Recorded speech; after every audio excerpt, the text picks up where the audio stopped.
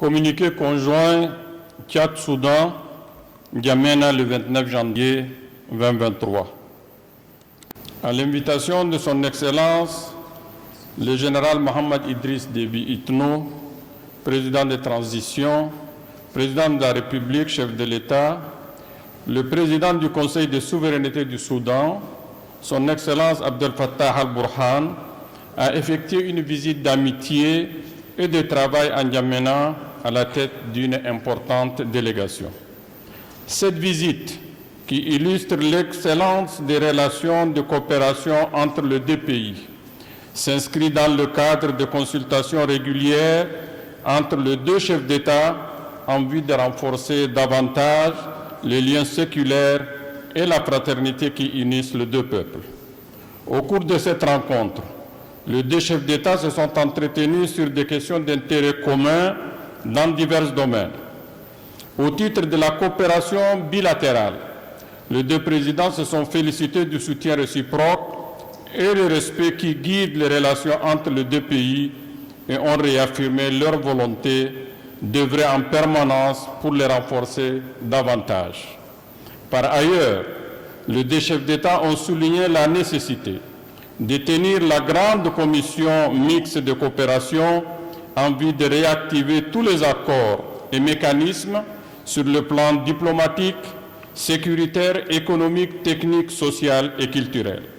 Les deux chefs d'État ont salué les pertinentes recommandations issues de la conférence d'El Geneina, tenue en 2018, recommandations qui touchent plusieurs domaines et dont la mise en œuvre connaît quelques difficultés. À cet égard, ils ont renouvelé leur engagement à poursuivre la mise en œuvre des dites recommandations. Abordant la situation sécuritaire dans la zone frontalière, les deux présidents ont exprimé leurs préoccupations face à la multiplication de conflits intercommunautaires qui ont causé plusieurs pertes en vies humaines. À cet effet, ils ont souligné l'urgence de renforcer la capacité opérationnelle de la force mixte Tchad-Soudan pour faire face aux défis sécuritaires qui sont de plus en plus fréquents dans la zone frontalière des deux pays en établissant des relations directes et continues entre les différents corps concernés, notamment la défense, la sécurité et la protection des réfugiés et déplacés. Aussi, les deux chefs d'État ont-ils mis un accent particulier sur les échanges d'informations et de renseignements entre les services de sécurité des deux pays, ainsi que la coopération judiciaire. De même, les deux parties conviennent de la nécessité d'engager des actions fortes et conséquentes pour contenir l'immigration irrégulière et le trafic des armes. Ils ont décidé de tenir le forum transfrontalier sur la sécurité et le développement avant la fin de l'année à Abéché, dans le prolongement des forums d'Amgueras 1 et 2. En outre, ils ont soulevé la nécessité d'opérationnaliser la force mixte tripartite Soudan-RCA-Tchad, créée le 18 janvier 2005 à Khartoum pour la lutte contre l'insécurité aux frontières communes des trois pays.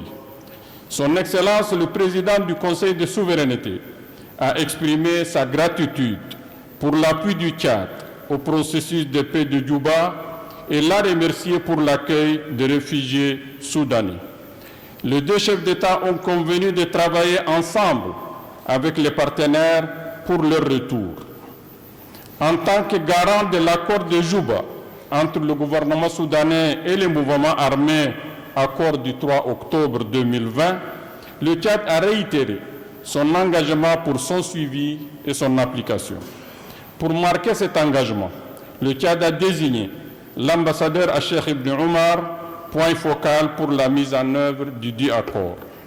Sur la crise libyenne, les deux chefs d'État ont exprimé leurs préoccupations sur la menace de déstabilisation que présente la situation sécuritaire de ce pays frère sur les pays voisins.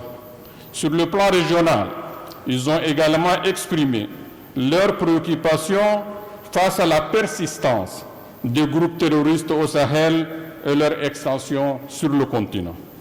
S'agissant des échanges économiques et commerciaux entre les deux pays, les deux chefs d'État ont évoqué la nécessité de la redynamisation de ces échanges à travers le port Soudan et conformément aux accords signés à cet effet.